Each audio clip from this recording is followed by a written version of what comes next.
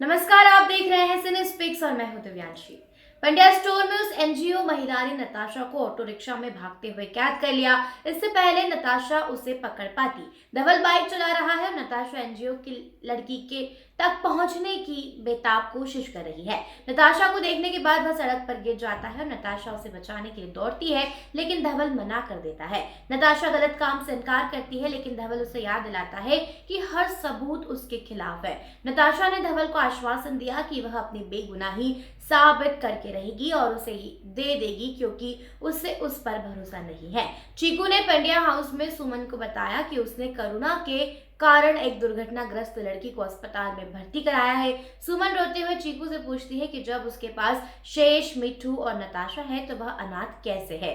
चीकू ने उसे बताया कि उसे पता चला कि लड़की भी उसकी तरह अनाथ है और वह खिचड़ी खा रही थी। जब सुमन चीकू को खिचड़ी वाला टिफिन देती है तो चीकू माफी मांगता है और कहता है कि उसका मतलब था कि लड़की अनाथ है। चीकू के जाने के बाद सुमन शेष और मिठू को लड़की की पहचान करने के लिए अस्पताल जाने के लिए भेजती है।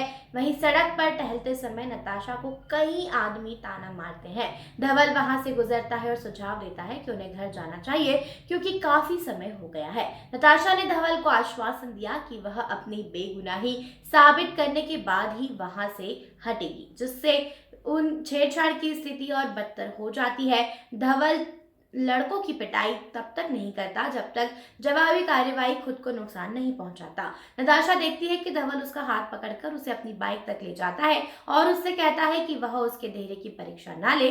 धवल द्वारा नताशा को अपने पीछे बैठाने के लिए मनाने के बाद यह जोड़ा घर जाता है। ईशा ने डॉक्टर से कहा कि उसकी तबीयत ठीक नहीं है और वह चीकू को देखने के लिए कुछ दिनों तक अस्पताल में रहना चाहती है और विश्वास करना चाहती है कि वह निर्दयी नहीं है। जब ईशा कहती है कि वह खाना नहीं खाना चाहती तो चीकू उसे मुंह में खाना डालकर खिचड़ी देता है।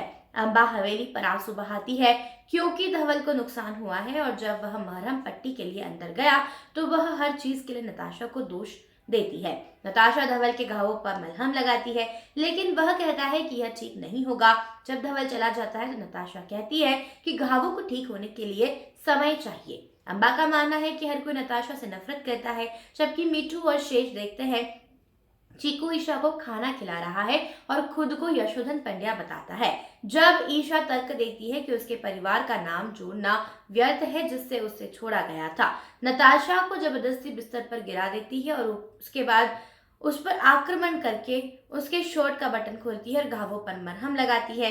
ईशा को चिंता है कि चीकू द्वारा उसे छुट्टी देने और गोलियां देने के बाद अगर वह चली गई तो चीकू मुसीबत में पड़ जाएगा। ईशा चक्कर आने के बाद नाटक करती है और चीकू से उसे रेलवे स्टेशन या बस स्टॉप पर कुछ दिन बिताने के लिए छोड़ने के लिए कहती है। तभी चीकू से पंड्या निवास आने के लिए कहता है।